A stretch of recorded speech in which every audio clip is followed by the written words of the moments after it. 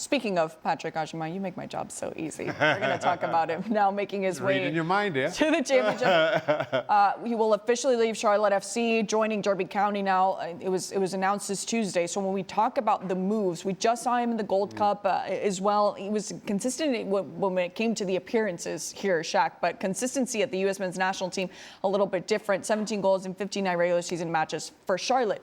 So with this move here to the championship, what Herc was saying about the championship, about the pressures that the day-to-day means here. What does this move here mean for Patrick Agyemang with Derby County? That I'm a little uncertain of. And I say this because of the club that he's joining in Derby County. Now, Agyemang, you know what you're getting. It's exactly what, as it says on the box. Big striker, can hold the ball up. And again, talking about a player who needs to tidy up on his finishing. Agyemang is exactly that.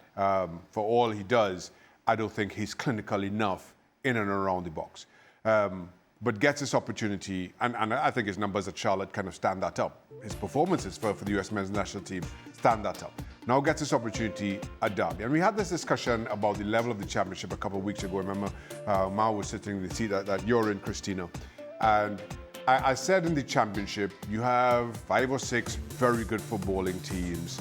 You have 9 or 10 physical, very direct footballing teams, and then the others are kind of mixing between the two. Derby fall into that middle bracket. Derby are a team that just about survived in the championship. You know what you're going to get from them. They're going to be physical. They're going to make life difficult for you. Set pieces are going to be key, and Agyemang just kind of leans into exactly that. Big, strong striker, needs to be physical, needs to be aggressive, needs to be a little bit dirty. Certainly a whole lot more than we've seen, at the very least, in a US men's national team shirt.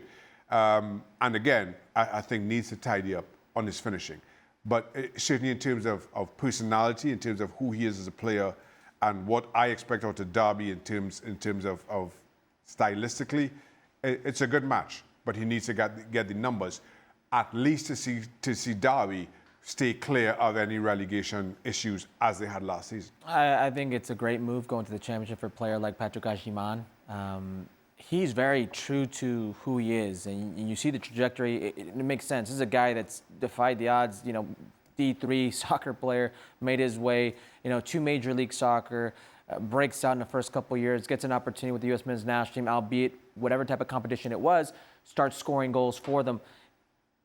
I think he was a whipping boy for the fan base in this Gold Cup. Yeah. And he's a player that played injured in a Gold Cup when most players didn't even want to show up for the Gold Cup. And he's sitting there with the hernia playing injured, which limits his mobility, and he was still a handful. You talk about, Shaq, what the championship is going to be able to offer Patrick Agyemang and what Agyemang can offer the championship. I think it's a good mix right now. It's a good place for him to hone his skills, for him to learn what it's about, to keep developing.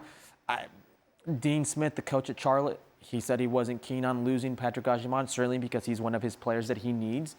But he compared, or he actually said he didn't know if it was any better than Major League Soccer. I would differ. I would beg to differ there. I think it's better than Major League Soccer, and it's a step in the right direction for his development. Do I think he's the out-and-out 9 right now for the U.S. men's national team? Absolutely not. Is he in that top 3? Probably not. Is he in that 4 spot, 5 spot? Yeah, I think so. And if you're in that 4 or 5 spot with the way these top 3 have not played, you got yourself a realistic opportunity to make a World Cup team. And if you can give yourself an opportunity to make a World Cup team and continue your development in a very competitive league and really, really sharpen those teeth, he's got just as much of a chance as any 9 of making that World Cup team.